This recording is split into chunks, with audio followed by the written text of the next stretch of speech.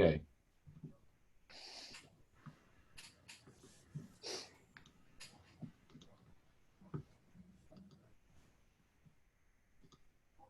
I'm just watching the list like, are they coming? Where is it? Hi, everybody.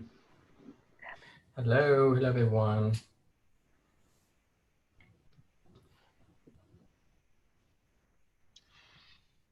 So, while we wait, I'm sorry, Scott, you saying something? I was just going to say, people are funneling in. I don't know if everyone else has that view. Welcome, everybody. Hi. Chung, go ahead. Yeah, I'm sorry. I'm just trying to say the same thing. So hi everyone for joining in. So just for waiting and everyone just settle down a bit. We're gonna wait 5 minutes, but in the meantime, if you don't mind, just drop in where you come from in the chat channel, and we can want to say hi to everyone. Oh, we have someone. Oh, Sujan, what's up, man?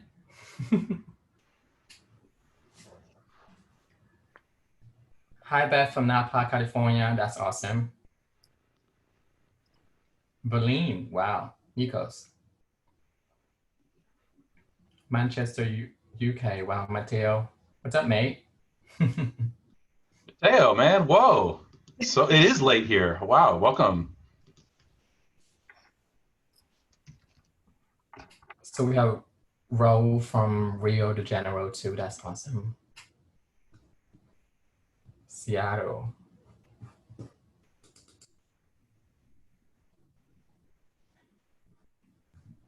Vancouver. Hi, Sarah.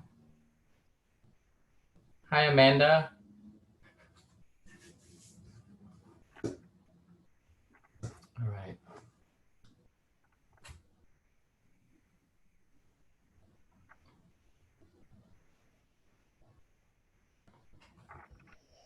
So many.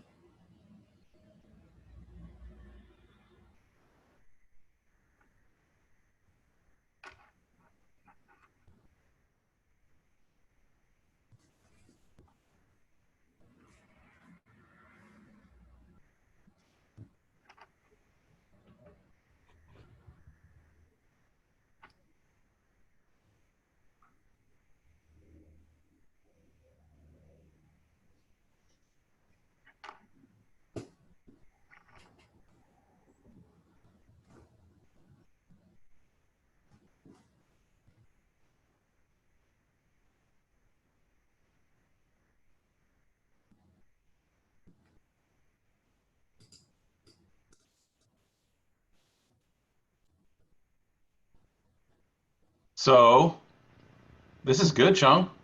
Seeing some Yeah. people funnel in from like the 4 corners of the earth, 5 corners. Do we even corner? I'm not a flat earther. I'm not even. I'm a round earther. Already getting political. Yep. Sorry. And that's it for tonight, folks. Good night. Until next week. Okay. I'm gonna just wait 2 more minutes for the number to settle down a little bit. It's still going.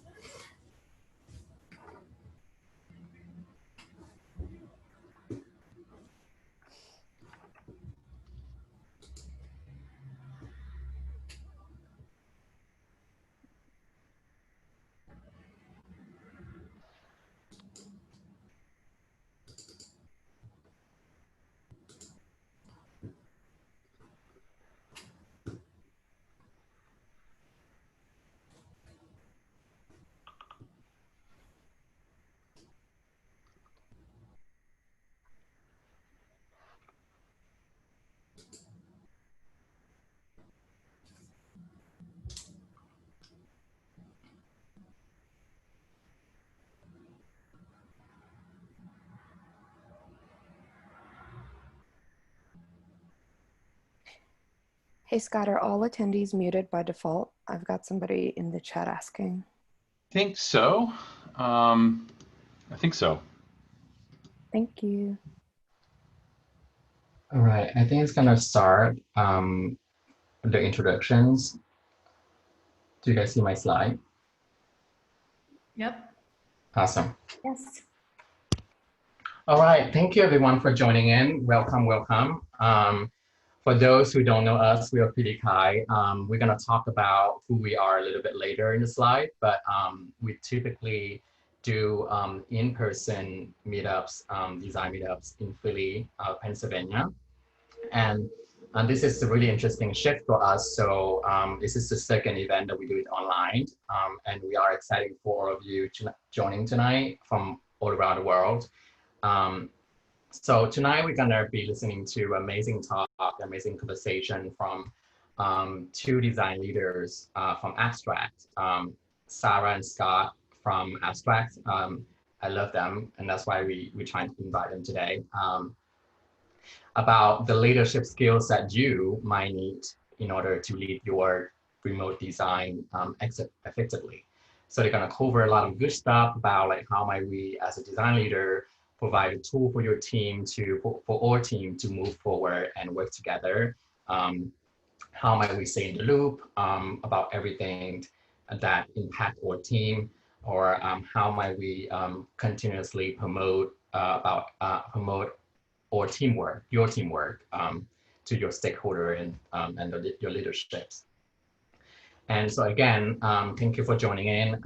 We will start by introduce who we are, and Ben gonna talk about it. So with further ado, Ben, please take it away. Thanks, Chong. As Chong was saying, PhillyCHI is a group that connects the local UX community by organizing monthly educational and networking events.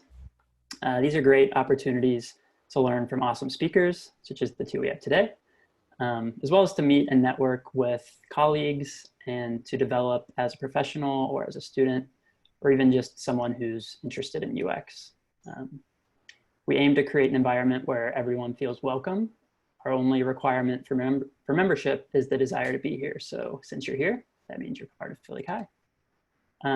That also means you're connected to 15 years of history, since that's how long PhillyCHI has been organizing UX events in our region. It's the first time we've done it with a global audience, so that's pretty awesome. And we're proud of our history, but we've also been working hard to make sure we stay relevant now and into the future.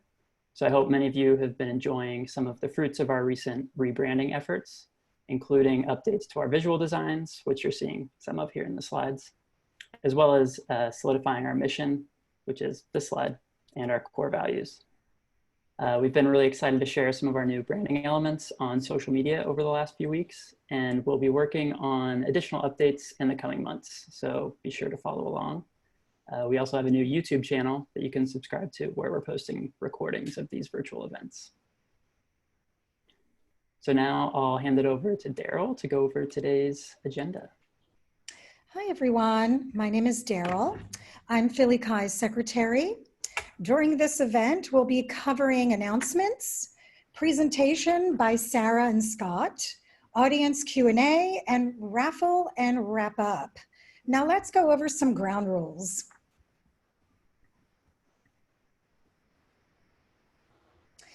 Attendees are muted by default, so please use the chat for discussions. Questions for our speakers will be fielded through the Q&A feature. We have limited time and lots of participants joining us, so please be respectful and considerate to the speakers and one another. If you encounter issues during the event, send a direct message to the hosts through the chat feature. And lastly, this event will be recorded and shared online. Now I'm going to hand this over to Michelle. Hi, everybody. I'm Michelle. I am the PhillyCHI social media strategist. And I want to thank Abstract for being tonight's sponsor. We're going to show you a little video about Abstract, and then Sarah, Scott, you can add something afterward if you like. Chong, if I could have the next slide, please. This team is going to build a new mobile app using Abstract. And this team is just going to wing it.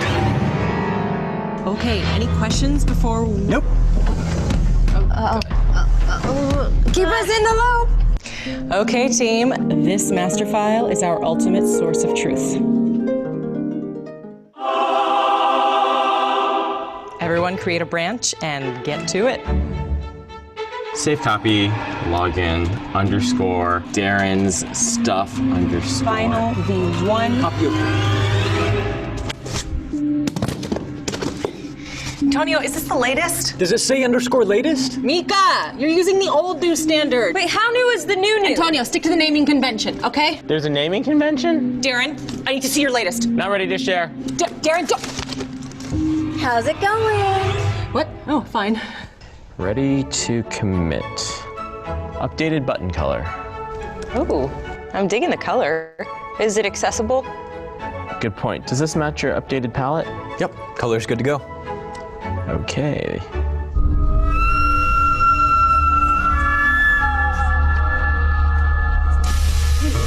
Did you get the new feedback from Ellie? Where was it? Chat, email, I don't know. That is not helpful.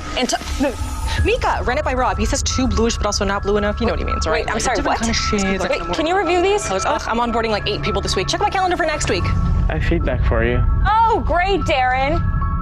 Okay, ready for review. Looks good to me. Jobert? Looks good to me. Perfect. Let's merge these to the master. On it. Where are we? We are in a good place. Hey, are you also working in the homes? I just lost a week of work, Darren. I just lost a week of work. Mika, do you have a backup copy? I have no idea. I know. What happened? I merged the changes but forgot to update it with the latest copy edits. No worries. You can restore it to an earlier commit.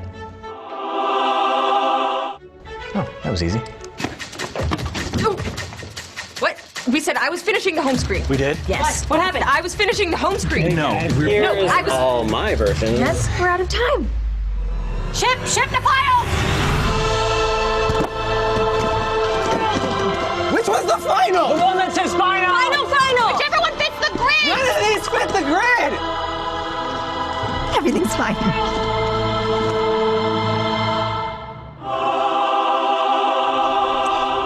That looks good to me. Nicely done, folks. Let's ship it. Yeah. Let's get tacos. Yes. Darren. Yes. Yeah. That's not what it is. Little help. Little. Time to stop winging it.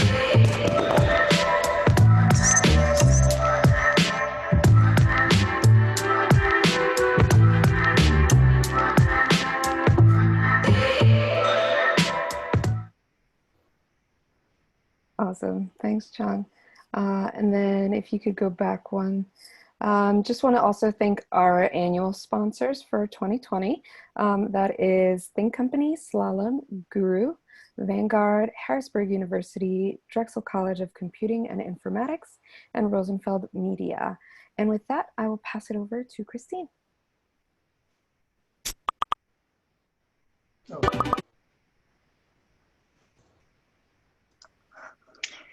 Hey everyone, I'm Christine Cuniff and I am the PhillyCHI Vice Chair. So as we've been going through our introduction, you've met a few of us already, but we wanted to take a second to introduce ourselves more formally so that you might recognize us as we pop up throughout the event. So the PhillyCHI board changes every year and we are your 2020 board. We have Chung, who is serving as our chair. I am the vice chair. Daryl is our secretary. Lorraine is our treasurer. Michelle is our social media strategist, and Ben is our content and brand strategist. Please reach out to us if you're interested in joining the board in 2021. We typically open applications for these near the end of the year, but we're happy to answer questions anytime. If you'd like to get involved before then, please reach out to us to learn more about volunteer opportunities. And as a reminder, we are a local chapter, so we are looking for Philadelphia-based inquiries for these roles. Also, if you'd like to learn more about future events, don't forget to follow us on Instagram at PhillyCHI_UX and Twitter just at PhillyCHI.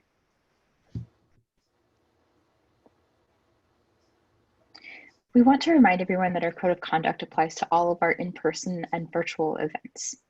We're committed to creating a safe and positive environment for professionals to gather, converse, and explore interests in user experience design.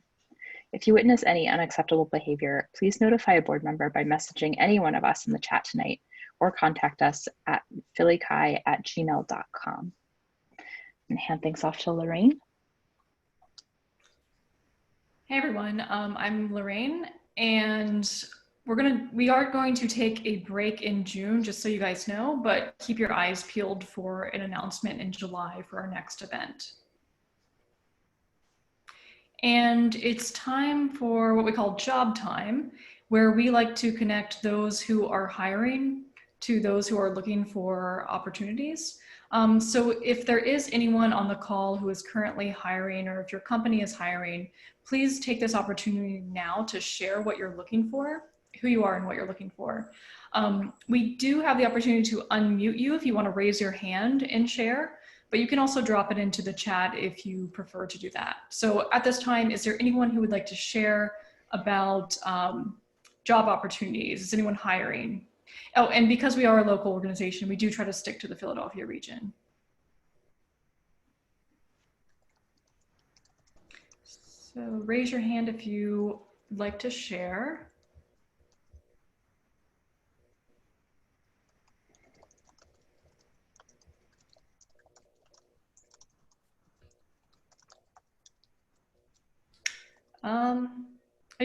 If there's nothing, we can continue, but if you do have something come up, you can just share that in the chat. Okay, so stay tuned at the end of this, where we are going to randomly select 3 raffle winners for your chance to win one of the books below. And at this time, we'd like to hand it over to Scott and Sarah. Well, all right. Thanks, everybody. Hi, how's it going? Hey, how are you? I'm good. I'm good. I was waiting to see you kind of pop up over there. So anyway, I'm super glad you guys all could join us today. Just again, for some quick introductions, I'm Scott, and I'm coming to you from my basement in the Philadelphia area.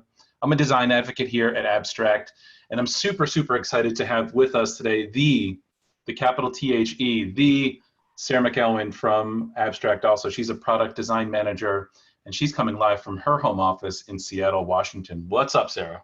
What is up? We're doing a webinar. We're doing a webinar, little conversation thing right now. So on my calendar, and there was a yeah, it's good. And now it's good. Well, to kind of intro what we're going to talk a bit about tonight, it's been quite a year, right? Like a lot of us are saying 2020 is not exactly what I've expected. I've really loved these new kind of memes that have been coming forward in 2020. I saw one today, I think it was today or yesterday. It said 2020 is just like Action Park in New Jersey in the 1980s. So if you don't get that reference, it's because you're too young. And if you don't get it, even if you are old like me, it's because you didn't grow up in Pennsylvania, New Jersey. But now you know exactly what Action Park was like in the 80s. It's just like living now. Everything was unhinged. Okay. Seriously, look. That is a good word. You should look some future time. Come up with a little YouTube search on what Action Park was like in the 80s. It was a disaster. So a lot of us in the design industry, and really just industry in general, like we at some point in the not too long ago past, were sort of like sent home from work instead of being IRL with our coworkers. And so for many of us, it wasn't by choice, and it was kind of abrupt. But here we are, at least in the US, many workers are now faced with having their home also be their office, and in many cases, their kids' schools, cafeterias, gyms, and whatever. But today, just today actually, during our company all hands at Abstract, we took a moment to sort of remind each other that you aren't just working from home, you're at home during a crisis trying to work. And that's a big difference. But for us at Abstract, our company, we've been a remote first company since the founding, and we've been building tools for distributed teams. So we're really excited to share a thing or two of what we learned and seen other successful distributed design teams doing. But before I totally dive in, I just wanted to take a quick moment to recognize even what got us here. The global pandemic is super jarring, super disruptive to say the least. Lots of my friends and family, and I know yours, have been affected physically, occupationally, emotionally, mentally, in so many different ways. And I love that we get to discuss this idea of remote work together as people who can, but I also love to pause and realize that there are some who cannot, and many who cannot. And even further, if I could, I just want to celebrate those friends and family who are continuing to serve our society as health professionals, first responders, grocery workers. All of those folks are putting the interests of others before their own. And if you are someone in that space or know someone that's in that space, it's a heartfelt welcome or thank you from both Sarah and myself and the rest of the gang. But so let's get to it together tonight. You're going to get a little bit of a window of a conversation between Sarah and myself about what it means to run a 100% remote design team. Again, if you have a question that comes up, if you would do us a favor and drop that in the Q&A tab on Zoom, and we'll try to answer as many as we can at the end. Okay, that's sort of my introduction, if that's cool. But I wanted to start off by asking you, Sarah. There's a lot of us knowledge workers who are shifting from that in real life to work from home experience. And since you're an experienced manager and leader, what are some ways that you empower your team and teams to work from wherever they are? Yeah. So, just to piggyback on what you had said about what brought us here today, a lot of the stuff we're going to talk about tonight are things that are going to apply under normal circumstances, as it were, right? So a lot of what I'll talk about here, the tools and the processes that my team uses on a day-to-day basis when we're not inside a global pandemic. Now, it's not to say you can't use some of these in this situation, but the conversation shifts ever so slightly from coaching your team to supporting your team during wild times such as those that we're weathering. So the way that, we've talked a little bit about what's different and what's the same, Scott, in some of our prior conversations, and really at the heart of it, the design work doesn't change, right? So the one thing that is common between whether you're, you're in a loft in downtown San Francisco or you are, in a drafty addition in Seattle, is that the nature of the work doesn't change, right? So starting with the customer problem, putting craft into your work, using critique to kind of level up each other and make sure that what you're shipping is like the best it can be. My team does kickoffs and explorations and ideations and reviews, and they work with their engineers just like any other designer out there. The big difference that I see is one is an advantage in that makers get more head down time.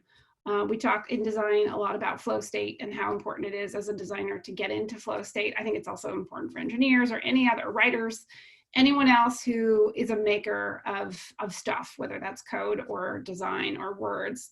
And you need, as a creative, you need to be able to have that headspace. There's research that shows that it takes a full 15 minutes to get back into flow state from whatever it was you were doing before. So the beauty of working from home, working distributed, is that you can achieve flow state just by blocking off your calendar for an afternoon and getting your headphones out, or whatever it is that gets you into that space. Now, granted, that does not apply when your 11-year-old waltzes into your office and wants to know where the Nutella is.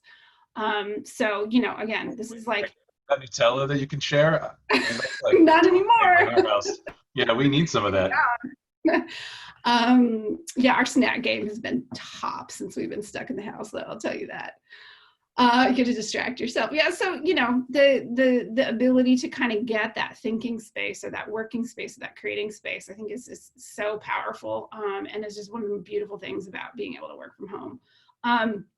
Another big difference, other than being uninterrupted flow, is the visibility of the work. So traditionally, design has the advantage of being a very visual discipline when you're in a physical space. So, you've got printouts on the wall, you've got posters that your team is making, you've got whiteboards that design thinking exercises that are leftovers, and even just having big monitors up in a space and everyone can kind of see the work that's going on. And so when you're distributed, you don't have that shared visibility into into the artifacts of the design work. So this is one area where remote leaders, design leaders, have to really lean in providing visibility for your team's work. Like, we all know that demonstrating the value of design is crucially important in most organizations, and so finding opportunities to increase that visibility.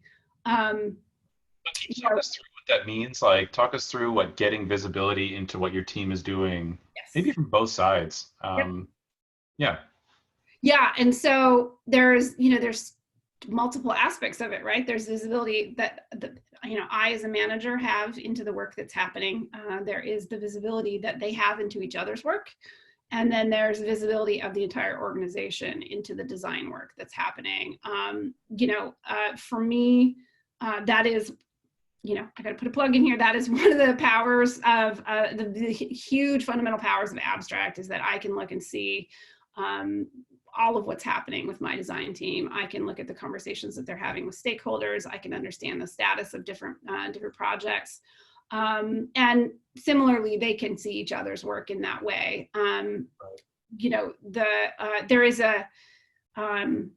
There's this huge leap of growth that happens when you have visibility into each other's work. And I see this with teams that just begin doing regular critiques as a group. Like, not every team does that, and it's a muscle that you have to grow and flex. And so I think, figuring out, how to have that transparency in a way that that works for your team. Critiques when you're remote are absolutely critical, right? So how like a critique works too a little bit. Like, I mean, I'm on board. I should have let you keep going there to like give the defense there of how amazing they are. But can you just talk us through what a critique looks like for the team at Abstract? Absolutely. So we have two, and we have one on Tuesdays, which is that's like the true critique. That's the design team only. It's internal to us, and we just bring, and that's where you bring work in progress. Like, that's where you bring stuff that you're in the middle of, that you're stuck on, or that you just need to validate with everyone. And you share it there, and we talk internally. That my team is wonderful and fantastic about trying to ask questions to draw out the thought process and stating the customer problem up front. So there's critiques that happens in traditional companies as well, but here at Abstract, what we tend to do is you've got the designs are in a collection on Abstract, and we do a Zoom call just like this, and designer shares their screen. It functionally is not a whole lot different than being in a room huddled around a conference table with a projector. And then on Thursdays, we do the review, which is when we bring in stakeholders. And, we have our CEO is now in those, and some of our VPs, PMs, et cetera. And it's a chance for designers to show work that's maybe a little further along, or that is at a point where you really kind of need that external validation about the direction that you're headed in. Yep. But it's a similar format, right? So the work is in Abstract, in a collection. A lot of times in review, what we'll do is we'll actually send out the link and give everybody a couple minutes to digest.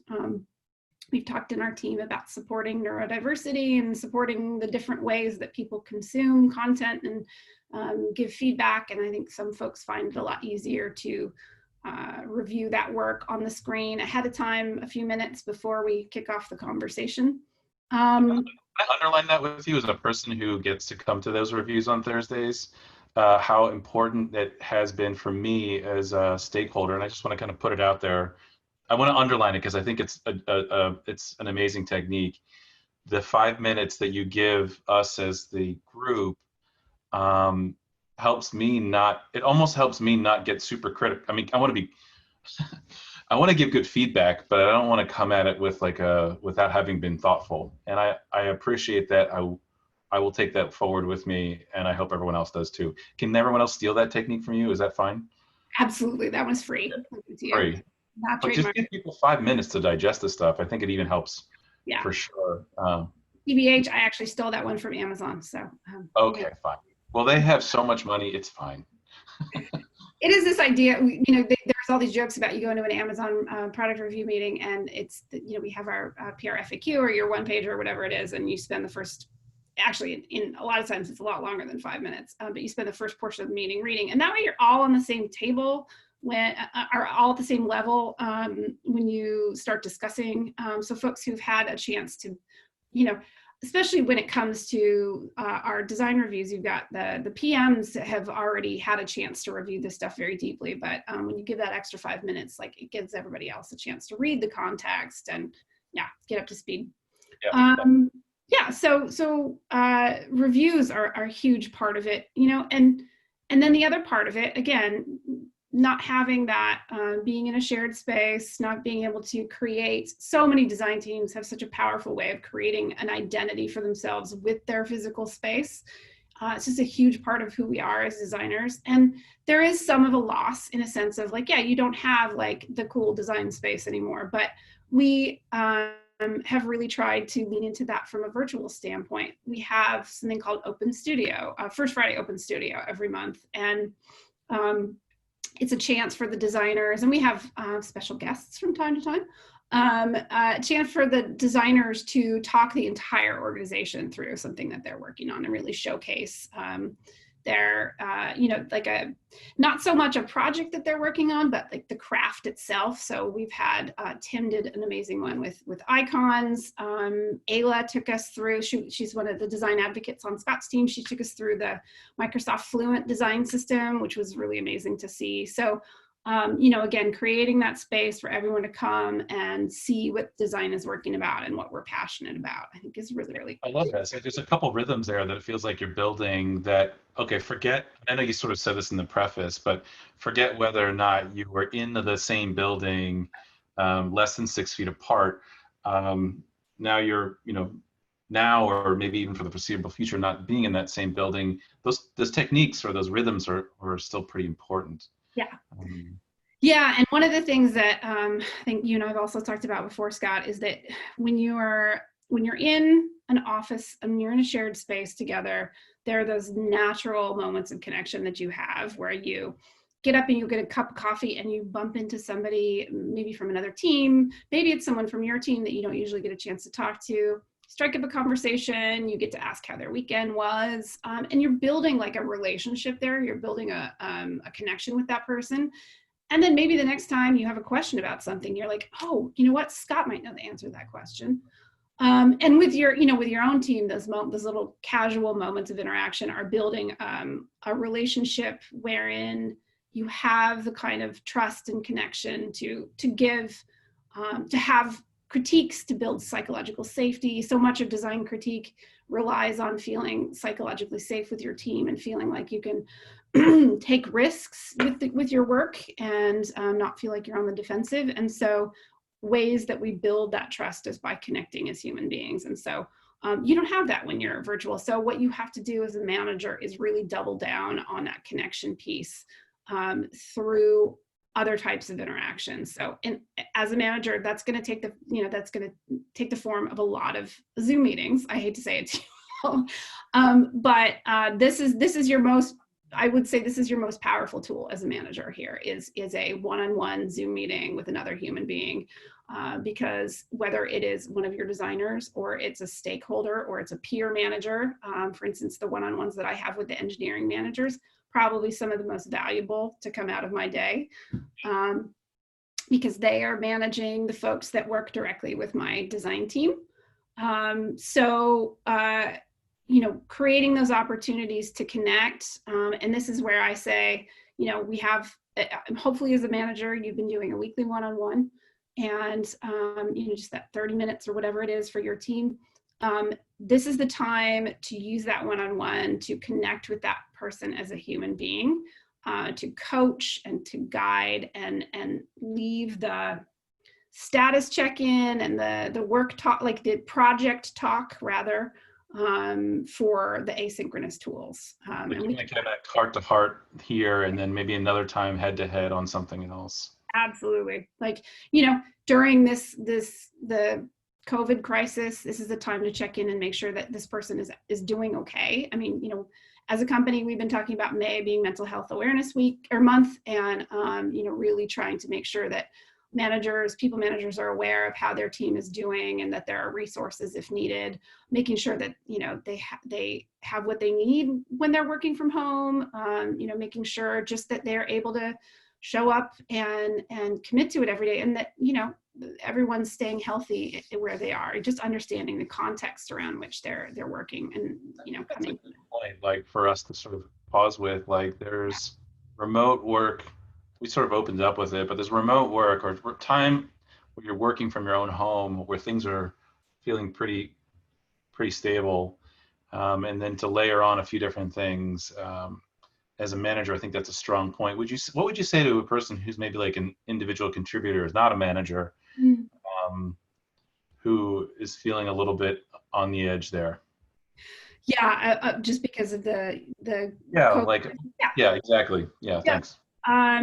I would say, you're not the only one. I think most of us are. So don't fall into that trap of thinking that everyone else is managing when you're not, because frankly, our founder put it this morning, it's the blanket of malaise. He talked about waking up with this, and I'm feeling the same thing, right? So if you're feeling it, other people are feeling it right now too. If you're struggling,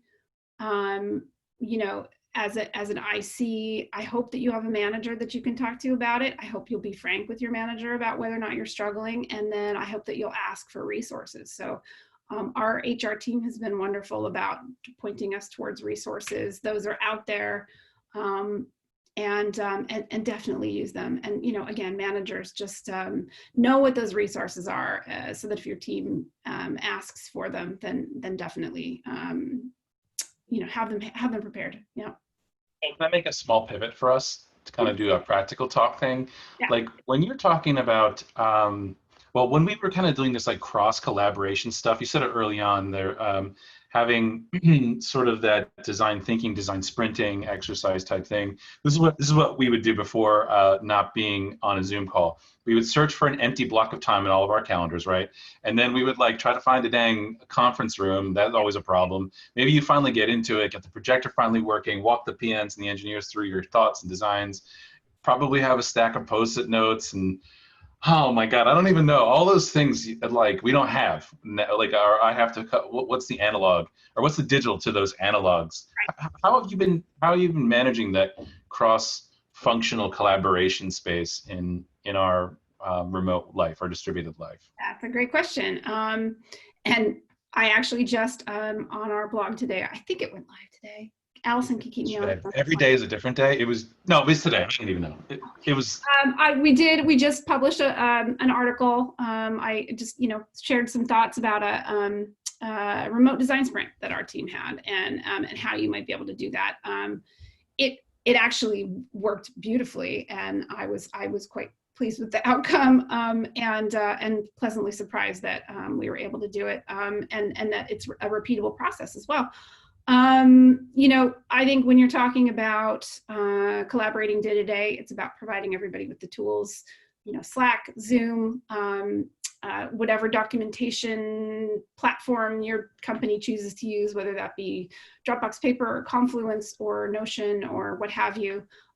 Make sure that, your designers and your product folks and your engineers are aligned on what that documentation is, so that everybody knows where the conversation is happening. I personally love that I can go into Abstract, and in this, I swear people, this is not a sales talk right now, that the conversation is happening around the design in Abstract, in that comments area is so huge, for our stakeholders to know that they can come in and ask a question in context, for me to know that my team is, talking through some of these things with their stakeholders or with their engineers. Just massive. So there's that day-to-day collaboration piece. And then, design sprints. Absolutely can still do design sprints. And in fact, there are positive side effects of this. You come out of it with an artifact, in our case in Miro, that you can hang on to indefinitely. And it's not a whiteboard that you have to write "do not erase" across the top and hope to God that nobody comes along with the cleaning spray. It has been really powerful to actually be able to go back and say, oh, this was this idea, this is a Post-it, or this is a a grouping of thoughts that we had at the beginning of the sprint that we didn't move forward with, but there's something there, for another project. So I would, hands down say, don't think that being remote or distributed, it means an end to things like design sprints and brainstorms and jam sessions. Yeah. So interesting. Like you said that, like those, like an end or a beginning. And I know we'll probably have to begin new habits. Right. We're having to start. Well, I shouldn't say habits. Maybe it's like new exercising of a habit that we wanted to have. A new. Either it's a tool or whatever. Well, documentation is one of those, right? For real, right?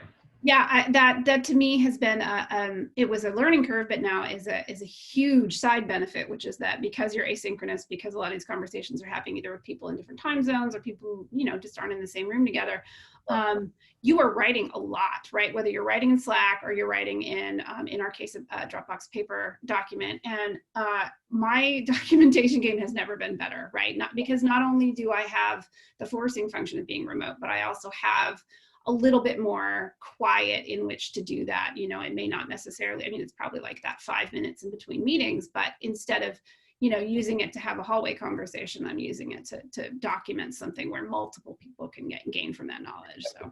Well, they have like that kind of artifact, not even artifact, like the conversation's never an artifact.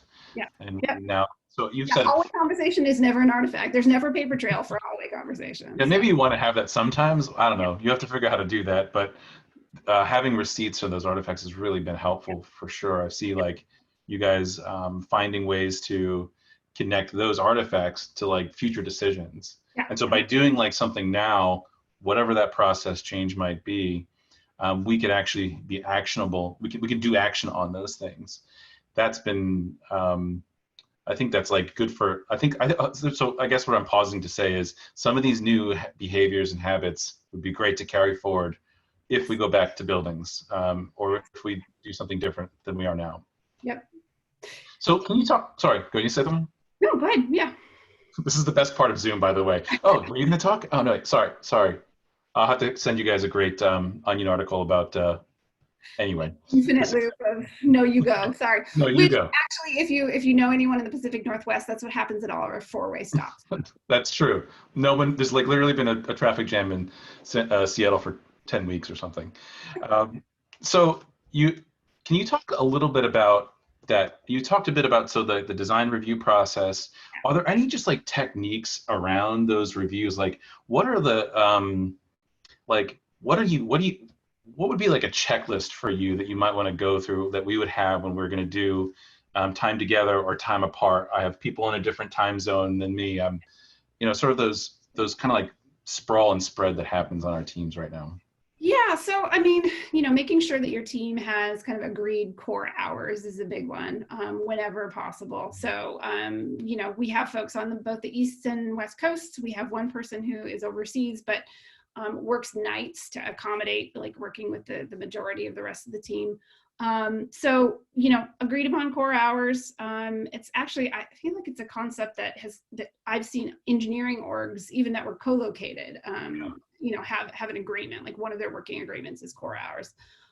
So for us, it's good calendaring habits, really making sure that you and your team are really calling out, like if you were intending to take an afternoon to work heads down, then making sure you block that off. But then, if you have a regular cadence of check-ins, if those are just standing check-ins on the calendar, then everybody knows to be there. Everybody knows to be prepared for it. We like to put the agenda out on Slack before we have design critique, just so kind of everybody, has a refresher, and that the stakeholders who are, more keenly involved than others know to be there because their work is gonna be reviewed. That's a good point. Like I love being invited to meetings where I know that I'm going to get good value out of that meeting, or maybe I could give good value to that meeting. And by prompting ahead of time, I think this is forget design. Like this is like designing work at this point. Yeah. If you guys could come up with really great meetings to go to, awesome. Invite people to it. If your team isn't, maybe you should ask to not have those meetings. So.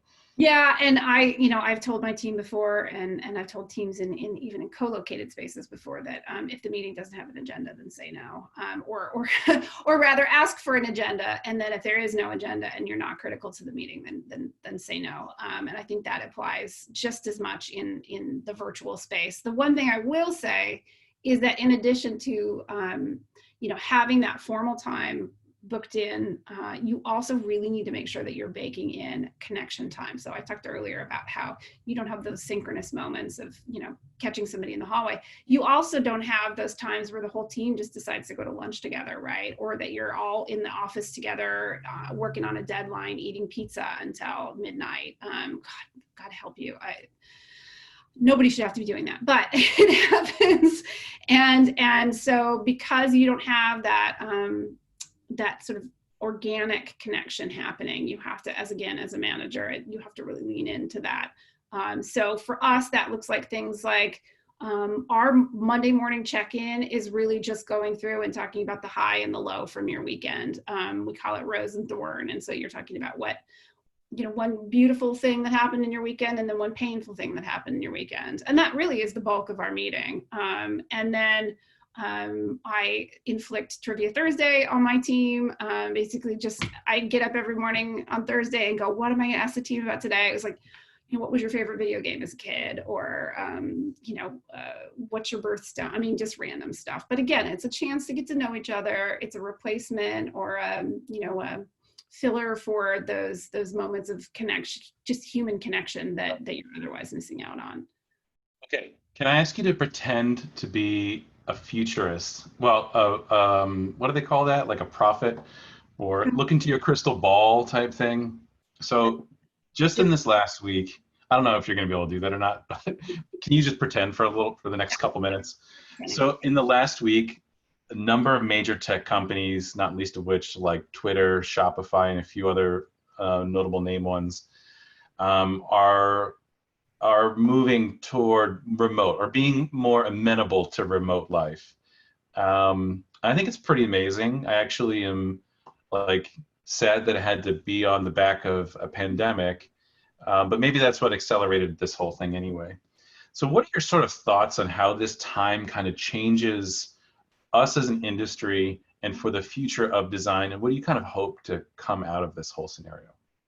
Yeah, I love that these companies are starting to think about this as a long term, not just, we're coping with the COVID crisis, but we're recognizing that this is a shift that's been a while in coming. And I think for our industry, one of the things that I'm really hoping is, I mentioned communication and, communication and documentation, really just, you are having to up your game at the way that you conduct conversations around the work. And I see that as being, honestly, a core, it's like a core strength of being a design leader is being able to communicate design. So right. I think whether that's written or spoken communication, I think, honing that skill, and I'm hoping that part of this leads to that for sure.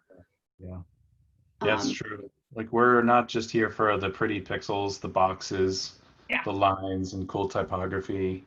We're here to deliver experiences that change people's lives, make things that were hard now easy. All those sort of amazing things that all of you all on this call are working on. Yep. And being able to explain how and why we're doing those things. Totally. Be able to, frame your thinking, capture your thinking around a particular design, I think is just an absolute core design leadership skill. So the other thing I'm hoping that, that comes out of this for design in particular is just a growing respect for just the value that an uninterrupted flow brings to makers, to designers. Again, my last team when we were co-located, and I used to ask everyone to try to work from home one day a week because, and that was kind of the most that we could squeeze out of the more traditionalist company we were working for. But the idea there is that as designers, some of our best work comes from when we can just go down the rabbit hole. And so being able to understand that, being at home, working from home, under normal conditions, means more uninterrupted flow. Again, not necessarily the case if you also have kids running around in the background, but you know, hoping that long term for the industry, there's a little bit more respect for different people have different working styles. And for some folks, you know, being able to have the focus of working from home is incredibly empowering. That's awesome. And I'm grateful that you are, I think, telling the truth. I think that's the future. I think all that stuff's the future. I'll follow that. So, and you know, I'm a big old hippie. So the fewer cars we have commuting, the better. I am very much enjoying less cars on the road right now. So Yeah, for sure. I'm with you on that. Although every time I talk to my dad, he's just excited because he's an old person and doesn't like traffic, and you know, all old people, parents, they're all the same. Anyway, I do. You're right though. This hopefully is not one but many changes for the rest of our society. So I want to say thank you, Sarah, for bringing your wisdom and your sort of, again, prepared thoughts. There are a number of really good questions in the Q&A. So they gave some Q's. Can we give some A's? Is that all right? Try my best. No promises. All right. This is from an old pal, Sujan, who is asking here, what advice would you give for organizations getting used to remote work where in-person meetings are now just simply replaced with the Zoom meetings? His comment here is, personally, this doesn't seem just like truly embracing remote culture and can lead to negatives that people constantly bring up about remote work, which I can see. Like, what do you think is going to happen here? And yeah, I mean, it goes back to make sure there's an agenda for every meeting. If you're the organizer, send it out with the meeting invite. If you're an organizer and you can't think of an agenda, then cancel the meeting. You don't have to have a meeting if there's nothing for people to do in that meeting. And one of the things we talk about, you know, the criteria for whether or not you should get a bunch of people together, and you know, it's very expensive to have multiple people devoting you know, half an hour or an hour of their time to something. So if it's something that can be, if it's distribution of information, you can do that over email, you can do it over Slack, you can do it over documentation source. If there needs to be a discussion and agreement, then yeah, having it in person. But even if it needs to be a discussion, also think about whether this could happen over Slack, right? Like, we have a lot of our discussions as a team over Slack, especially if it's not a time-sensitive discussion. So really, you know, making sure that there is solid rationale behind the meeting that you're having. And if you're invited to a meeting that doesn't have an agenda, politely asking what the agenda is and what your role to play is in that meeting. that could be like culture changing. Yeah. And I would encourage all of us to be rebels in that way. Yep. I mean, pirates, whatever it means to not go to a meeting. That's agendaless that wastes your time. You don't have time for that now. Yeah. One of my dearest friends talks about sitting in a meeting, watching people edit Excel spreadsheets. And yeah, to me is the definition of something that can be done asynchronously. So. I agree.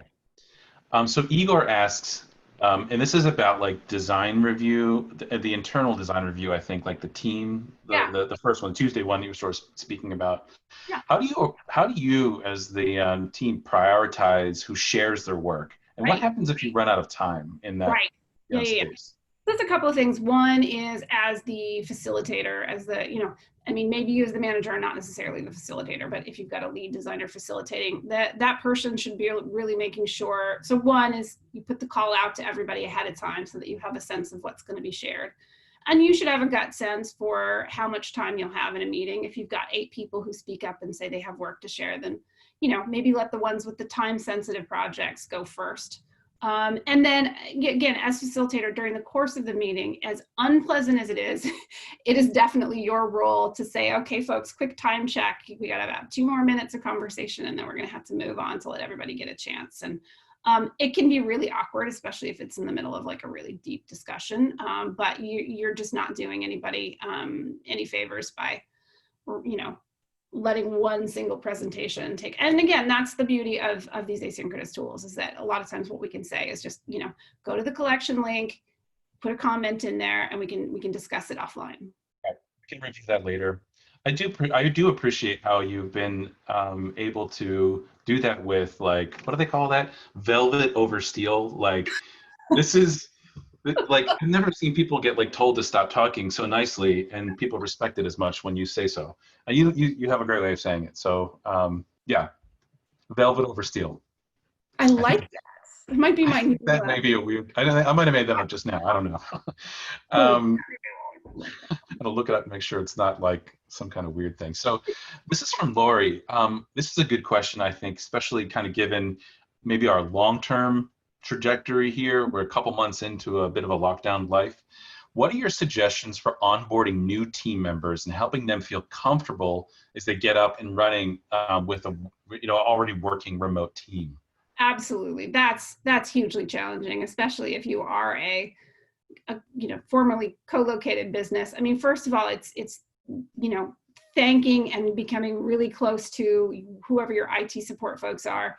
If those folks are figuring out how to get software and hardware to your team, they are superheroes. I know that Frank, our guy here at Abstract, is like there's no way that he can be mortal. He is amazing. I remember starting Frank is 10 people. I don't know how he does all the fact that on my first day, all of the things worked. So, I mean, one thing is just making sure that everybody has the tools that they need before they ever start. There's nothing more isolating than, starting up your computer, hoping to check your email and knowing that people are depending on you and not being able to get in. So making sure they have the tools they have before the day comes. And then really just, one great exercise is to sit down with your existing team before that person comes on and say, what is it that you think this person needs to know about us? What should we, as a group, what are the most important things that this person needs to understand?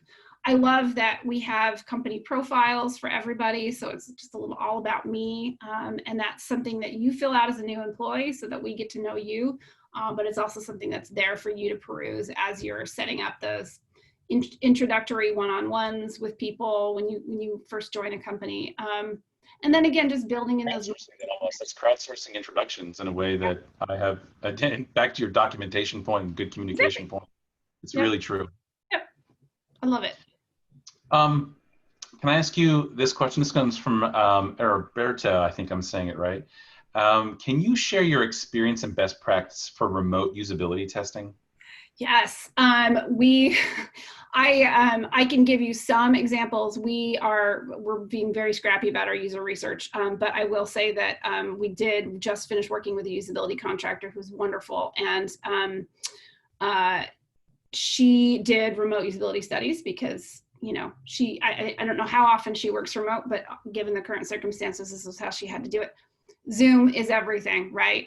So if you are able to do the recruiting yourself, and you have a way of, getting either a prototype or a demo to your usability participants, it really, doing it over Zoom, doing a moderated usability study over Zoom is not fundamentally different than doing a moderated usability study, in a lab somewhere. It's beautiful because the recording happens automatically. I swear I don't work for Zoom, but their transcription is amazing. And so that's built right in there. Then you also have this, you have the artifact of the video to be able to go back and share with your team. We used to do kind of simulcasts of our user studies on my previous team. And now I just link to the video when it's done and everybody has a chance to review it, which is pretty fantastic. You can also use things like user testing and usability hub. There's all kinds of amazing online tools for this stuff, whether you're doing moderated or unmoderated. That's really true. It's like the tool space is like blowing up around it. Now we got to figure out the best process to get the humans on it. It seems, you know what I mean? We're like the Wild West piece. This is from Natalie. I'm sort of jumping around a little bit here because I'm interested in this question, or what your thoughts on this question are. So what are some things that you found effective in creating trust and openness between yourself and your direct reports when your relationship's 100% remote, especially having those difficult conversations, the ones that you didn't even wish you had anyway, but you have to deal with them. So what are you doing there in that space? And there's definitely a learning curve in learning how to have kind of emotionally involved conversations over Zoom. I think that as human beings, we rely so much on physical cues. So one of the things I would really say is think about your lighting. And this is gonna sound so ridiculous, but think about your lighting. Think about having cameras on all the time in meetings for your team. There is no replacement for being able to read the facial expressions on someone's face when you're communicating with them. And it's one of the reasons that we have a very strong emoji game at Abstract, because there are aspects of emojis that communicate body language that you would, or tone of voice that you would other be. So that's more for written communication. But I think that building that trust comes down to making a human connection. And again, that is about providing opportunities to have that human connection, using your one-on-ones to coach, connect, check in. There's some great literature out there about, how to have how to get the most out of your one-on-ones and not use those for, use the tools for status check-ins and use the tools to understand how the work is going. But really, use the one-on-ones to connect with your team. In terms of your team connecting with each other, make opportunities, make space for that. We as a team during the pandemic have started hanging out in Minecraft together. Yeah, I saw that. It is next level. We are building a fort. It's a mansion. We talked about recreating the San Francisco home office of Abstract, and we all felt like that was Yeah. But anyway, just making sure that your meetings are not all just business, but making sure that there's time to connect as well, I think is really, really important. Sketching exercises over Zoom is really fun. We played Pictionary one day. It was ridiculous. So, yeah. What was the other thing you were sharing the other day? Instead of being in Zoom, being in Red, whatever the heck is the Oh game? my God, this blew up the internet like a couple of days ago. This illustrator shared on Twitter that the editorial group for a book that she's publishing, they've been meeting in Red Dead Redemption 2. So like they've been having all of their editorial meetings and like the fire sitting around a campfire. I want to do that so bad. I was like, man, I could do that.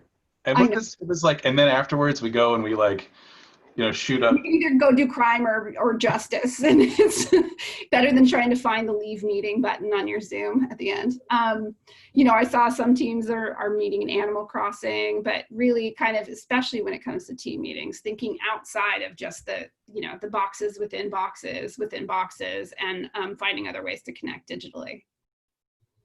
I'm going to combine two questions here. Sujan actually asked two, again, sort of parent two. So he's wanted to know a little bit more about like the culture at a fully remote organization. So he said, sort of, what are some of the personal positive advantages of work from wherever you are that you've experienced? A lot of times folks only talk about the pros and cons that are related to the work, but what about like the personal life stuff?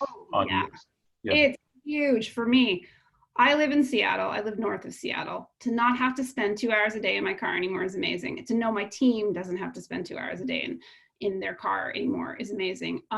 Being able to work with people from all over the country. I would never have met you, Scott. I would never have been able to work with you in Philly or Belgium or New York or any of the 100 other places. That has been one of the most powerful things for me, is just being able to meet people from all over, mostly all over North America, but a few folks outside of that, and just work with them on a day-to-day, in and out basis. Being able to, as a hiring manager, being able to hire the best talent, and not just the best talent in the big city that you live in, where you're competing with all the other, I don't have to compete with Facebook and Amazon for hiring. I've got folks from all over the country that I could bring on. Allowing people to come work for you without having to uproot their lives and move to a city that is, probably more expensive. Giving folks an opportunity to work for an amazing company like this without having to live in the Bay Area. Yada yada. I could go on and on. I'm a huge. Yeah, it's interesting. I remember Kevin, one of our co-founders, wrote a piece about this a couple months ago or something, and one of his key points that really stuck out to me is like, this is the economic stimulus that tech could bring to the rest of the country. Seriously. And I know that sounds like very practical, but it is also very personal, especially me. Like I know being able to be part of a unique moment in design history and still live in my weird, suburban house of Philadelphia. of which I have a lot of heritage in, I don't want to leave and give up, has been special. So yeah. I don't have to, you know, I'm here with, and it's of course challenging right now because the kids are not in school, etc. But you know, I have an 11-year-old, so to be able to be here with the minute you know, 5:30 or whenever I sign off in the evening, and she's just on the other side of the door, is incredible. So to be able to, yes, there's a little bit of blurring in terms of work life, but the payoffs that you get, I think, are just incredible. You know, I look, not everybody wants to work, you know, remotely in their own home forever, but to just allow folks that flexibility for, you know, for the ones that it would work better for is amazing to me. So having experienced, this is my side of things, having experienced work from my home or remote work, distributed work pre-COVID, I had to actually work hard at making sure that I had those personal connections, not only at work, but like in real life, physical ones, and be intentional about that stuff. Because while I'm all about the flow that I can get into, like you described, I also want to make sure that I have the balance and the health piece of it. COVID has for sure brought a bit of a twist to that. Like, where am I going to go? Like, can't go to the coffee shop, or it's more challenging, I guess. On the flip side, like having my kids around full time as a very personal note has been really interesting. They get to see what we do. Like, your daughter gets to see what mom does. And I don't know, I mean, nobody really knows what we do anyway. Like, do you ever just try to describe design to your grandparents? It's super hard. Like, you get your kids to witness it. They don't still totally get it, but it is pretty neat that they get to experience and watch it. And look, one of the things I love about Abstract and other companies that I'm seeing is just this acceptance of the fact that kids are around. And, you know, man, I wish people would stop apologizing when their kids walk into the room, because I think it's amazing. Or when your dog barks at the mailman, like, please stop apologizing. Like, this is life. This is life happening. And almost literally just ran through the door here to go play out in our backyard, which looks really nice right now. So yeah, it's true. Let's part of life, bring it in. I kind of wanted to wrap it together a little bit, Sarah, and say, well, one, thank you everyone for your questions. We couldn't get to all of them. Really good questions. But they were great questions, like really insightful. You can tell people are like grappling with this, and you know, you've obviously grappled with it in a strong way. Kind of want to leave with the benediction that you said in the middle of, or I'm not really sure in the timeline, but that it does take good tools, good communication, good documentation, but ultimately it's coming at it with a really strong level of humanity. Yes. And I think that we as designers will be better designers when we continue to move toward humanity. That's essentially what you're designing for. You're not making buttons, lines, shapes, and type. You're like making human change.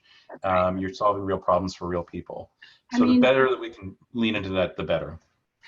As designers, our job is to have empathy for the users. And so I think you just flip that around and talk about, as managers, our role right now especially is to have empathy for our team and really get to understand what challenges they're facing and help them solve those. So. Well, awesome. Thank you so much again, Sarah. Thank you, PhillyCHI, for inviting us. Chung, do you want me to pass this kind of like pretend microphone over to you, my friend? Yes. Okay. Yeah, the mute button on Zoom calls are the worst to find. I know. Well, thank you, everyone. Thank you, Scott and Sarah. It's been really like insightful for all of us. Could learn about like what's been going on in your world, and like learn about all of the good like recommendations. And you've been answer a lot of questions, which is awesome. Before everyone go, I just want to announce a couple raffle that we have. I have 3 books from our sponsor Roosevelt that I want to send out, or we want to send out. So it's we will follow up with you by email and send you a physical book. So no matter where you are in the world, so just ensure that. But just a heads up though, it may take a little bit longer than usual due to our friend COVID-19. So the first winner is for the Managing Chaos, belong to our friend Jason Boris. Congratulations, Jason. I'm gonna send you the book. Christine gonna reach out to you and send you the book. And sort of for the second winner, The second book is Meeting Design. I love this book. It belongs to Stephanie Mordente. I'm sorry, if I pronounced your name wrong. And the third winner is Lester Blackmon. For the book is like the name of the book is Job to Be Done. So this is also the awesome book. Again, so thanks to everyone for joining us around the world. We appreciate your time, and stay safe, stay healthy, and most and foremost, stay connected and share knowledge together. Thank you, everyone. Have a good night. Thanks, everyone. Good night. Thank you. Thanks, friends. It's great to talk. Take care, everyone. Thank you, Scott. Thank you, Thanks, Sarah. Scott and Sarah. Dujon, there's definitely swag coming your way. All right, everybody. I'm going to end it here. Take care, everybody. Take care. Bye. Bye.